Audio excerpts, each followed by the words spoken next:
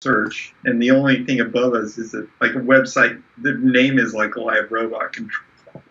It's the one with the arm. That's awesome. I think that if we keep going, we'll pass them up too. So we're on stream now. I fixed it. Okay. Cool. I mean, we're nearing. We basically talked about everything anyway already. So we're nearing the end anyway. But yeah, we're streaming. But yeah, anyway, just to recap, tomorrow meeting the dude. Oh yeah, and I want to mention, like, I don't know. I've just been really focused on the website, the new website part of things. But yeah, I have been aware that, like, the robot content wise, it's starting to lack. Part of which is because I'm not streaming as much. I mean, I'm in my parents' house. But yeah, once the website is over with,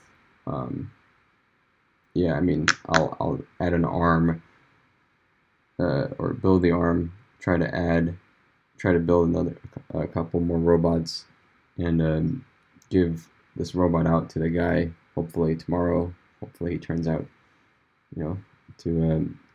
to be compatible. And then yeah, I do see a need to focus more on, like what you were saying, the robot part. But I'm only going to focus on that after this website gets deployed. I mean, there's a lot to do with the website scalability also. So and then the audio stuff. You don't have to worry. I mean, I'll take care. I mean, we can just split up responsibilities. I can take care of the robot stuff pretty much, and you can take care of the website stuff because there's a lot to do. All right, that's fine. I mean, I just felt a little bit guilty that Zip and Dilbert have both been offline for a while. Part of that's because I'm at my parents' house, and I don't know. I just don't know if they'd like it running around 24/7. I don't want to push their patience on this. I don't want them to get sick of it. But anyway, yeah, I felt guilty about not having the robots on, and then when I look at the website, it's only one robot that's online. It's like Skippy or Marvin, or two robots, Skippy and Marvin. Yeah, it was pretty sad. Yeah, it would be good if you could just keep them on somehow for parts. It doesn't have to be all day, but just at times. Yeah. But I like the idea of splitting up the responsibilities. I'll take care of deploying the new website, and then I'll move over to the audio microservice. I'll try to keep some of the robots online, at various times, and somewhere in there try to put the arm together too, because I think it'd be cool to have two robots with an arm. Oh, and also, could you Slack me the link to the fisheye lens? I really meant it when I said I don't know. I think it's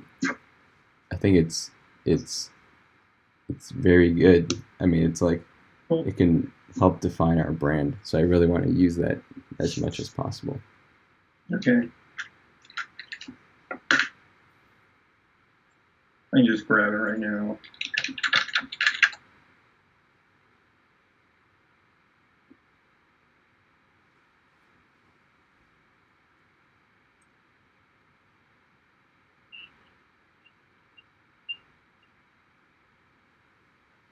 So, what do you think about using the money that your parents actually put in to fund the parts from new robots? Yeah, so about that, I don't know. I haven't cashed anything in yet, and may not for a while, just due to certain other financial reasons. So I think we're gonna hold off on cashing the investment for a few months at least. Huh. Yeah, until we basically figure some things out. Like until the business is more. No, and no, it just isn't until it just has to do with like accounting stuff, accounting reasons. But I mean, I think if ever like sometime down the road, if it becomes crucial for us to like uh, to need the money, then it might be available. But like for now, I think we're just deferring it just a little bit.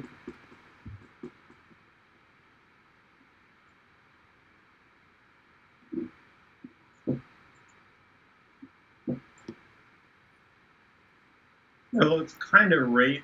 I mean, it's kind of rate limiting. I guess.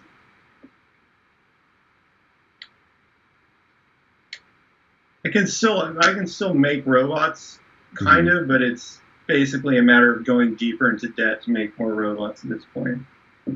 Okay. All right. Well, I don't know. I'll talk to my dad and see what we can do. I mean, you could ask him, do you think it's, I mean, I guess you could ask him directly, like, robot costs like $300 to build. What if we used like $300 to make another? Yeah. You actually see what he thinks. Yeah. Let me think. Yeah. I don't know. I'll try to figure it out. It's all good. I'm sending you the link now. Okay, cool. Via the camera.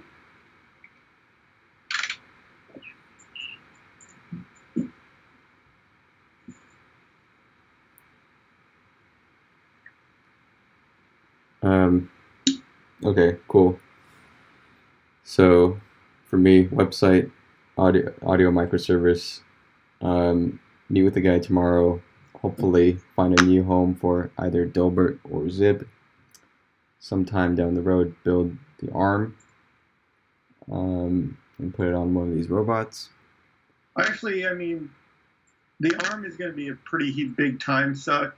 I mean, if you want to do it for fun, you know, it's up to you. But I can tell you, it takes a while to put it together, and then once you mount it on the robot and they start using it, they'll probably break it. Yeah. And you have to like repair it, stuff like that. It's a pretty big time suck. Okay. It's not necessary that you do it if you don't want to. Plus, that I don't like that arm in general. Yeah. There's got to be like another option. It's too crappy. Mm-hmm. It just breaks really easily. There's so many like, components to that arm. Like, how hard do you think it would be to just print out the simplest, minimalist arm, just with like 2 hinges or like 1 hinge? That's exactly what I was thinking. All we really need is like 1 arm joint and 1 hand joint. It needs to be way more rugged. That would be a much better design than that little toy. Yeah. All right. Okay. Well, then you keep focusing on the hardware stuff. I'll keep focusing on the software stuff. Then I won't switch over. I mean, until at least the audio microservice is done, and hopefully that'll improve the website too. Yeah. I got a couple more notes on here. I was thinking about. I've actually been thinking about this for like 6 months. I just haven't brought it up. But having like WordPress integration would be nice, because then we could just use a bunch of tools that already exist for a bunch of stuff. Like if we need a calendar, if we need a blog, if we need a forum, we need just pages of stuff. Mm-hmm. We don't have to reinvent all those wheels. Yeah, good idea. No, I thought about the same thing too. I thought about the same because recently, like a couple weeks ago, my friend came up to me and asked for WordPress help actually the website he's building is pretty cool. And I thought that led to another thought too, but I'll go into that later. But like when I was helping him with that, I realized all the functionality that WordPress can bring, and it looks really nice too. It looks very high quality. Yeah. But my friend's website, he's trying to target like like there's this like in this new generation there's like these cool these like hip hop sort of Asian Americans. I don't know like what the term is. Asian. I like to call them Asians. I've heard the word Corrigo before.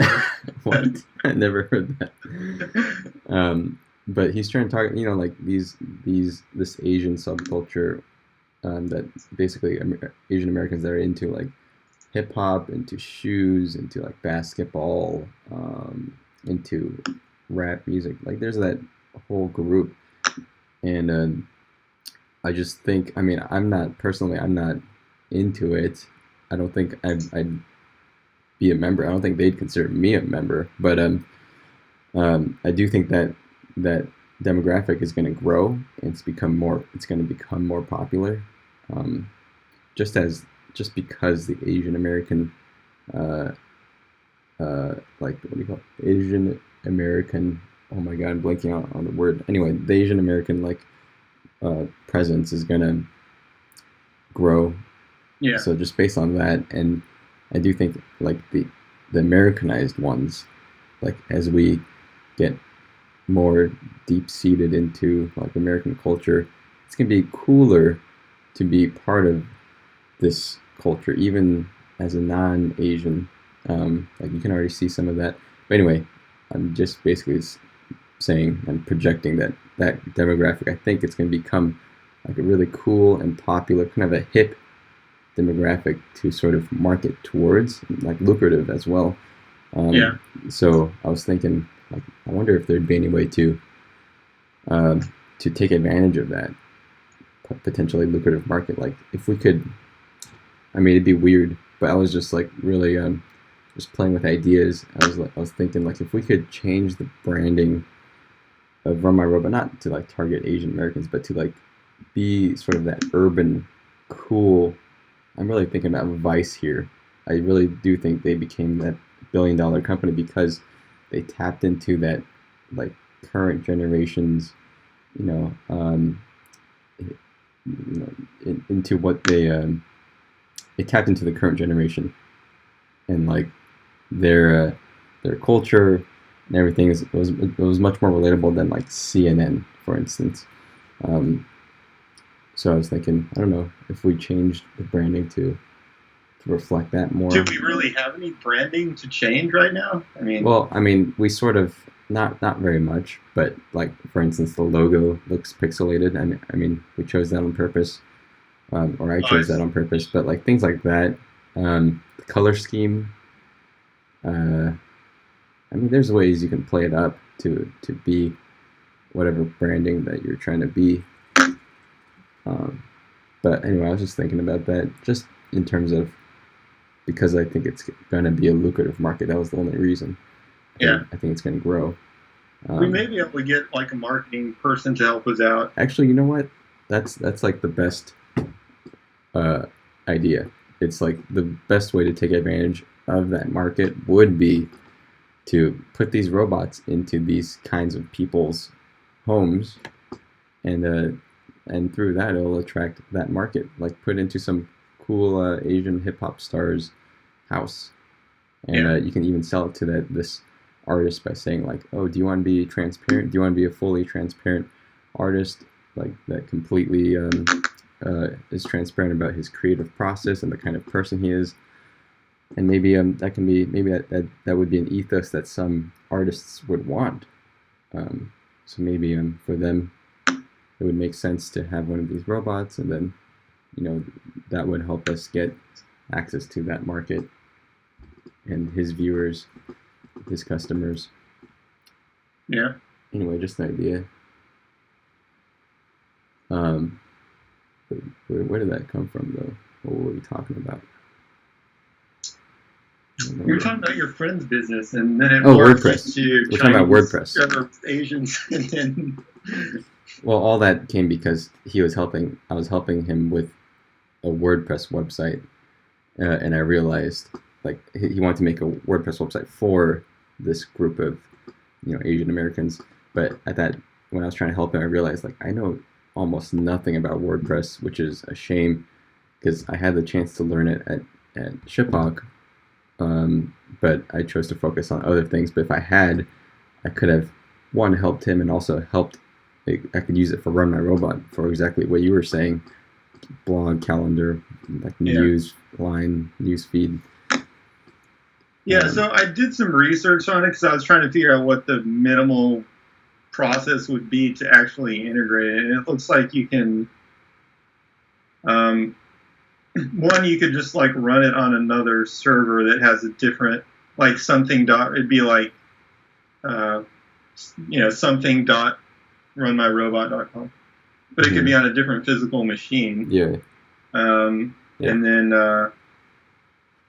in terms of like making the whole trick is you got to make people log into the two systems simultaneously. Once you do that, they're basically integrated.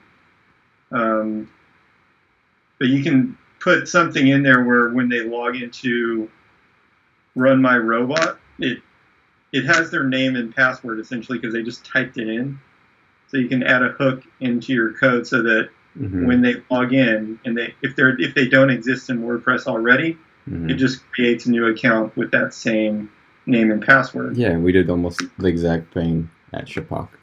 Okay. Yeah, I wish I had delved more deeply into that, but I did not. I was not the WordPress guy there. But yeah, I know all the things that it can do. It'd be great to have just for the design aspect. Like you can get access to like really nice layout, nice aesthetic.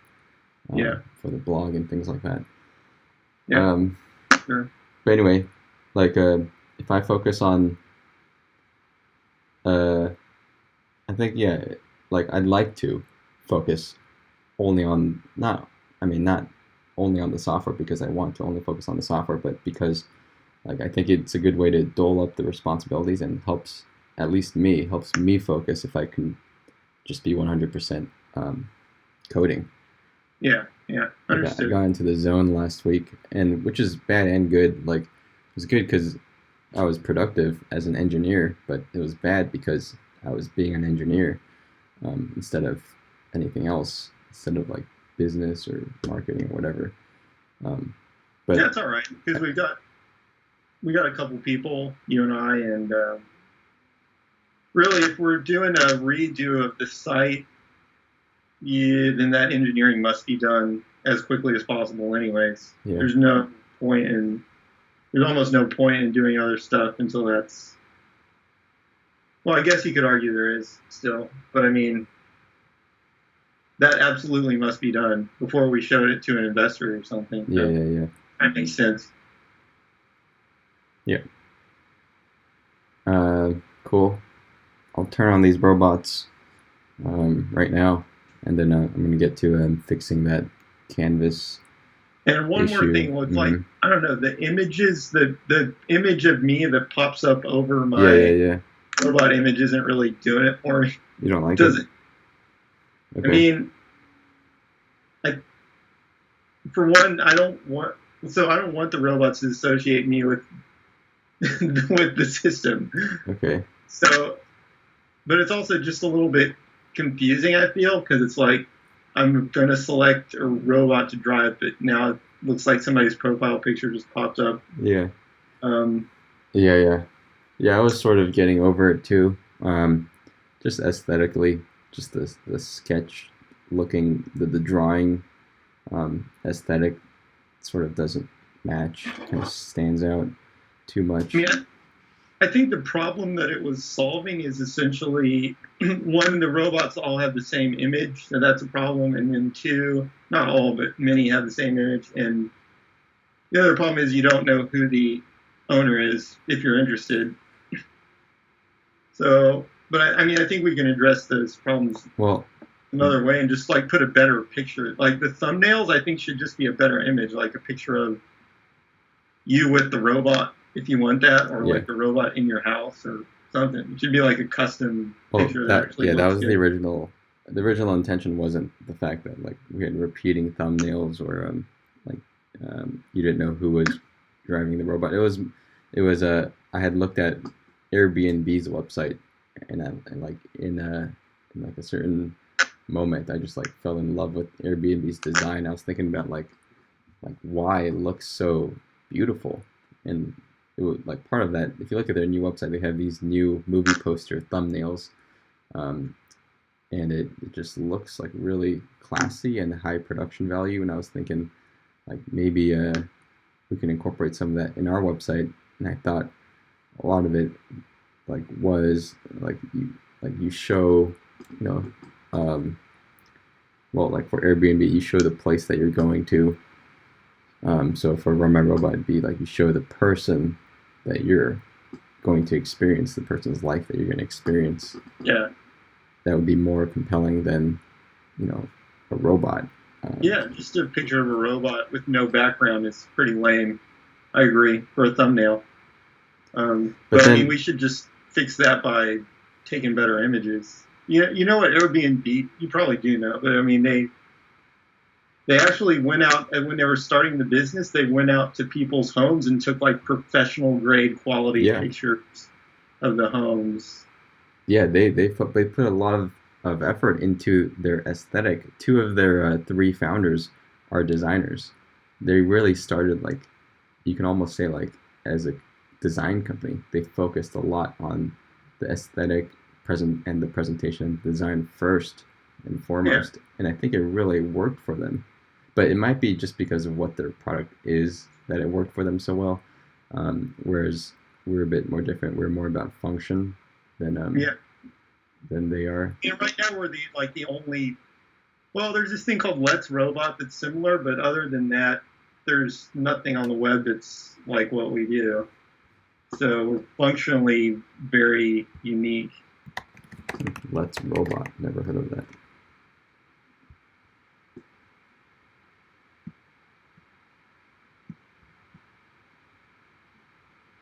Huh. How when did you find out about this? This looks pretty snazzy. They have a nice logo. Wow, the heck? Oh my god. Isn't this like exactly what we're trying to do?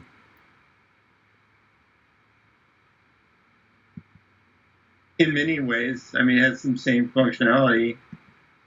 It's not exactly the same, but pretty close.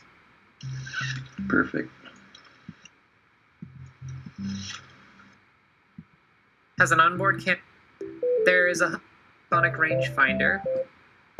We've set up real mechanical puzzles, boss fights, or head-to-head challenges for the robots to compete. The project is still in the early stages and is very much ongoing. The experience will improve with every stream. We try to stream at least once a month, so that gives me plenty of time to work on technical upgrades. Although sometimes I will... I mean, looks great. I mean, yeah.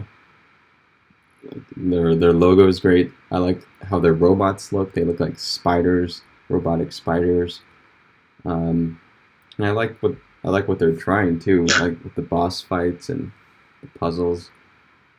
I actually think they're going down I actually think they're kind of not. I mean, the puzzle thing. I don't know. It might work. I don't know, because we're going to kind of start out with just robots running around doing stuff. But I really think that we've got some advantages over them in terms of strategy. Mm-hmm. No, it's just that whole thing of like making a game.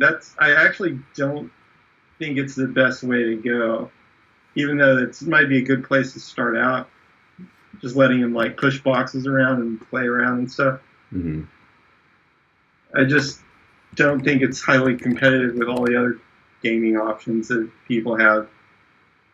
Yeah, I mean, so to me, like the interesting thing is really connecting to people like across the globe, or connecting to things like a castle, like driving around a castle or something. Mm-hmm. with people running around. But what you said about you don't think it's competitive with the other gaming options, I mean, I think that's true, and a lot of that is obvious, but the non-obvious part, like I think it has at least viral potential, if not the potential to become like its own gaming industry, which I don't think it will. But like I can see like a breakout hit like Flappy Birds in real life, like completely analog. You're moving this bird, I don't know, dodging something or another, dodging pipes like the game, but all analog, and you're controlling the real thing in the physical world, and it's just, and somehow there's feedback. So if you hit something, your character dies and it stops your control, or like you gain points somehow. Like if somebody can build that so that there's that feedback mechanism, like from the real world to like the digital, like the points and dying and things like that. If you actually built like a massive game server with like hundreds or thousands of robots that simulate Flappy Bird or equivalent with mechanical machines, yeah, I could see that catching on as some kind of fad just because it's so as a crazy and interesting. But I'm just saying I think that'd take a lot of effort. Scalability would be like really difficult. It would have like bad light qualities because it's like not really solving a problem that makes not even close to like solving any kind of problem. Yeah. Whereas if you just drop the robots into people's houses and stuff, you get a lot of stuff kind of free. Yeah. Plus, we've passed them up already. Like if you search for like live control robot or something, mm-hmm. we've already passed them up on Google. So nice. Like why do you think that is? Right. Is that just like through all the Reddit links and the Hacker News links and the motherboard.vice whatever links? And I think our site is like, it's more like open. It's like there's more people using it. Of course, our users are like, we get a lot of like bad words, and we're kind of like the 4chan of the robot. Yeah. We're like the 4chan of the robot controller. Yeah. But I believe we're getting more traffic. We also keep the robots running more than they do. Yeah, they said once a month. It's very infrequent. Yeah. No, you know what? But I like being the 4chan of robots. I mean, I just always want to bet on the new generation, like what's coming, and not like what exists. And like that kind of completely like Wild Wild West, open swear words. This, like fuck your mama. This, whatever, all that kinds of crazy stuff. Like that's what's coming, and like I don't want to be resistant to it. I want to be embracing of it. I like it. Yeah, that was the thing when 4chan like took over the robots at my parents' house. It was kind of a disaster because they just didn't want them in there because they were saying all this stupid stuff. But the fact is, 4chan's like a really good user base. I really like them as a user base now. I think they're equally as responsive as Reddit, if not more. It's pretty easy to just post on 4chan. There's like no control. Yeah. It's pretty easy to just post on 4chan and people just start using it immediately. Yeah. It's a pretty source of traffic. Yeah. I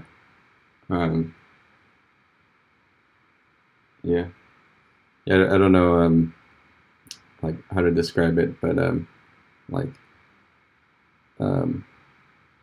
mean it's where it's where the future is going. It's like eventually we're all going to be used to this fact that everybody can say the craziest things. We're just going to get used to it. And I don't think it'll be that big of a problem. Yeah, I'm already desensitized, but it just depends. I mean, some people are really upset.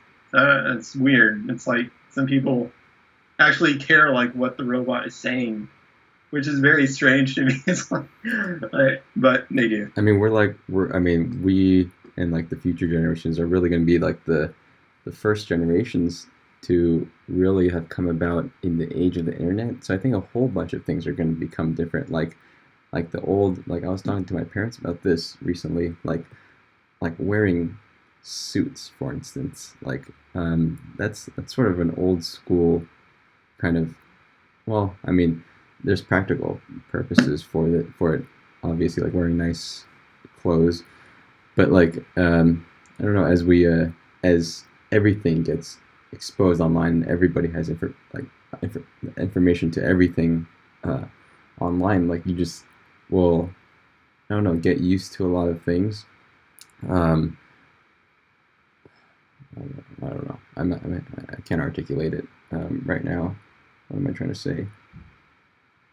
Uh, yeah, I mean, okay, like some dude, some like homeless looking dude, can, I think, in the future be accepted as like if that dude said like he was the CEO of like if the CEO of Airbnb, or like Airbnb 2.0 in the future, was like this homeless looking dude with like arm sleeve tattoos, even like a teardrop tattoo on his eye, or like a cross, like a crucifix on his forehead, something that like in the old days, like that dude would never be accepted as a CEO. Like people would think that's insane. This guy's a teardrop tattoo on his face, or like he has a face tattoo. There's no way.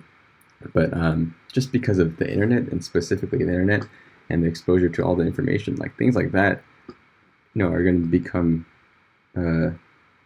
more. You're going to be more used to them or accepting of it.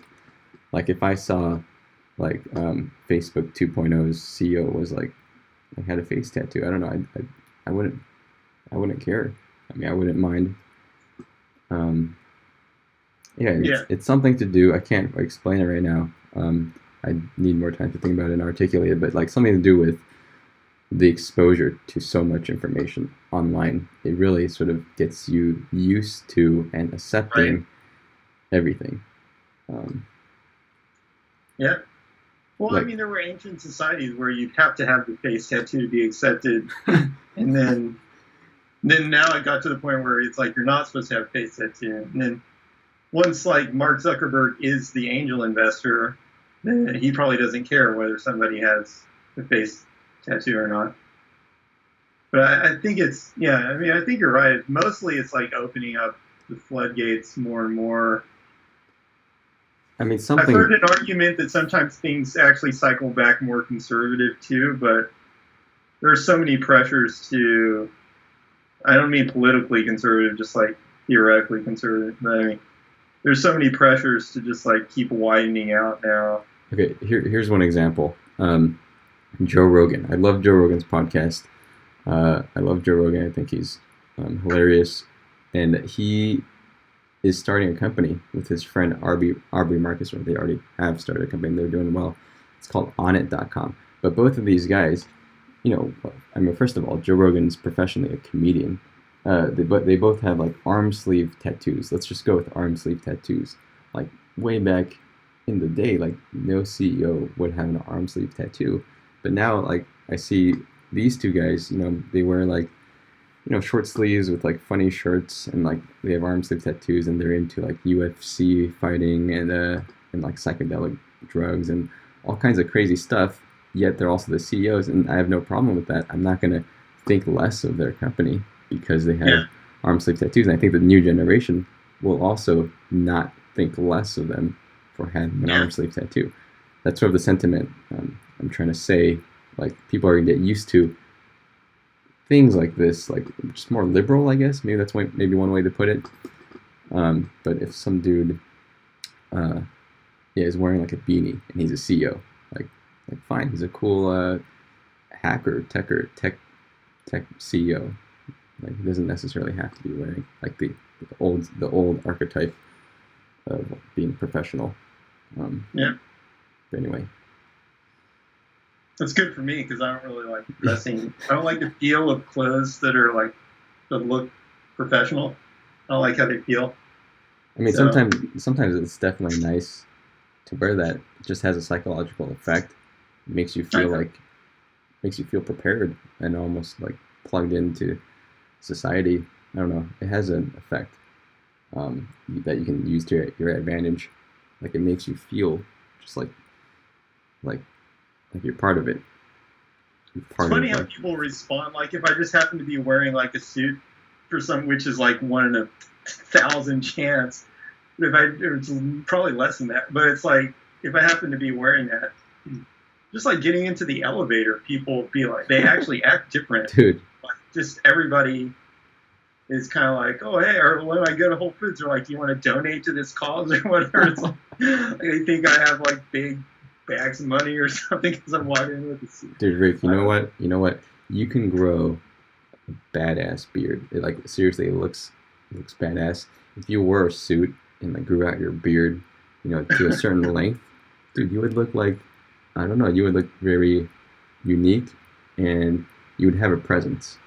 And if you said like, I build these robots, I'm the CEO or CTO or whatever, people would, they'd listen. They'd be like, holy crap, this guy must be like some kind of like genius. Like that's a genius beard. Only geniuses can grow that kind of beard. All right, man. I'll try to use that to my advantage. I think that's good advice. That's like an episode of Dexter's Lab, that cartoon where he built the Beardatron into it was like a weapon. Like he noticed like all the powerful people had like huge beards, so he built a Beardatron machine to give them huge beards so he could fight them. I mean, it's like, why is it that so many, so like Charles Darwin, like he had a magnificent beard, like all these like great scientists and quote unquote like conventionally smart people, they had these magnificent beards. Like the only one that really didn't was Einstein. He had like a mustache, but like. Well, a lot of the computer science people, especially. yeah, I don't know. It's like Boltzmann. Boltzmann, what's his first name? Ludwig Boltzmann, physicist. He had an amazing beard. Maxwell, I forgot Maxwell's first name, but he had a beard. He had an amazing beard too. I don't know. Why is there no like feminine, like hairless man that has also become like a famous scientist? Saying they're basically almost non-existent. Yeah, I mean, except for Einstein. I think he's the only one that was relatively, well, I can't say Einstein was hairless. He looks pretty hairy, but he didn't grow a beard, just the mustache. But I don't know. Maybe some scientists should look into that. Is there a correlation? I mean, I really think there is. For me, at least. I mean, I actually don't. There's a lot of like, it's labor intensive to like maintain close shave, and when you're working on all this stuff, I mean, it's better to just. It's just a waste of time. It seems like to maintain like a perfectly close shave. So, if you're going out interacting with people every day and you want that look, if you're not a scientist, you're like a business person. You might want to shave every day, maybe, right? I mean, people try to look clean for whatever reason. Yeah. Doing that, but scientists don't give a crap about interacting with people. I mean, you're just like working on their stuff. You're talking about the act of like shaving versus non-shaving. I'm talking about the genetics of being able to grow hair and not being able to grow hair. I see what you mean. Like for some reason, like other than the Asian like legends, like most of the scientific Western world legends I guess I'm really talking about science because most of my heroes are from science, but like all of them, like there's not a hairless one. Like, and if they are hairless, it's probably like Richard Feynman. It's probably because he shaved. But yeah, I don't know. Like maybe it's indicative. I mean, maybe it's correlated with like higher testosterone levels, and somehow that's correlated with something else. Interesting theory. With like more, I don't know. I don't want to. There was a dude on, it was a woman who became a man, essentially on, like This American Life. and he or she said that when he got massive testosterone injections, he started to understand physics better than he had before. Wow, that could be that's a very politically contentious thing to say. Yeah, but I mean, whatever. That's what he said. The host was like, "Oh man, we just like went back 200 years." But all right. Well, anyway. All right. With that, on that note. Yeah. Before we anger the feminists, I'm gonna turn on these robots, and then I'm gonna continue working on the website. So that's it for me. Okay. Sounds good. Well, yeah, I'll talk to you again soon. All right, man. All right, see ya. Talk to you later. See ya. Bye. See ya.